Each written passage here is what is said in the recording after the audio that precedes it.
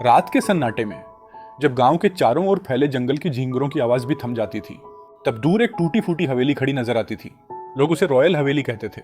गांव के बच्चे शाम ढलने से पहले ही घर लौट आते और बुजुर्ग हवेली की तरफ उंगली उठाकर कहते, बेटा उधर मत जाना, वहां जो सो रहा है वो इंसान नहीं। हवेली का इतिहास करीब 150 साल पहले। इस हवेली का मालिक था ठाकुर रणवीर सिंह।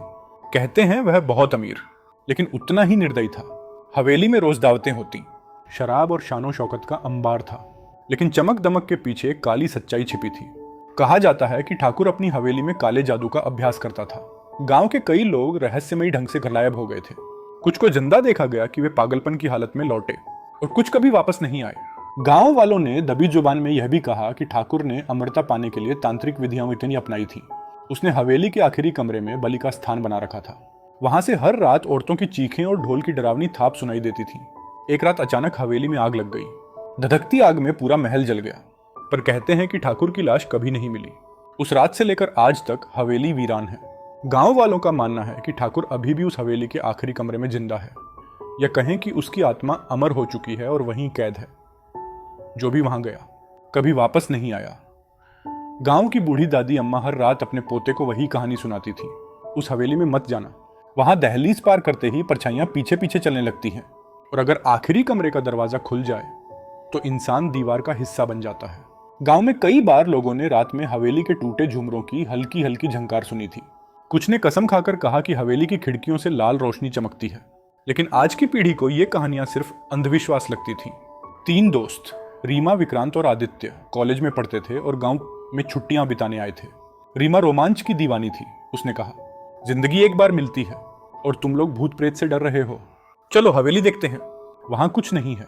विक्रांत हंस पड़ा। हाँ, और अगर कुछ हुआ तो?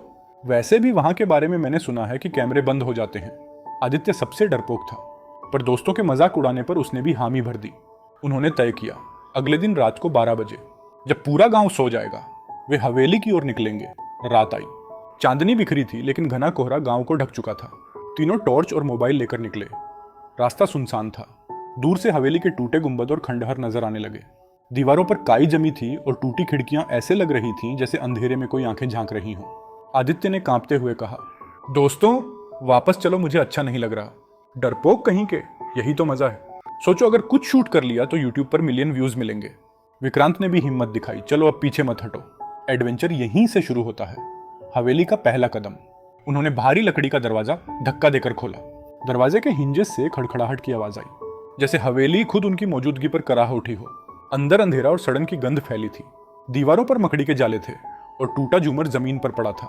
जैसे ही उन्होंने टॉर्च चलाई, अचानक हवा का झोंका आया और दरवाजा अपने आप बंद हो गया। आदित्य चौंक पड़ा। ये अपने आप बंद हो गया?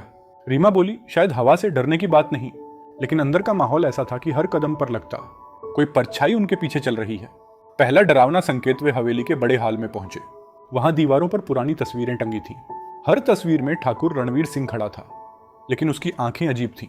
मोमबत्ती की रोशनी पड़ते ही लगा जैसे तस्वीर की आंखें उन्हें घूर रही हों। रीमा ने हंसते हुए तस्वीर पर मोबाइल का फ्लैश डाला, लेकिन जैसे ही फ्लैश हुआ, कैमरे में फोटो साफ नहीं आई। स्क्रीन पर धुंधली छाया थी और पीछे से एक लाल चेहरा झांकता नजर आया। आदित्य ने कांपते हुए मोबाइल गिरा दिया।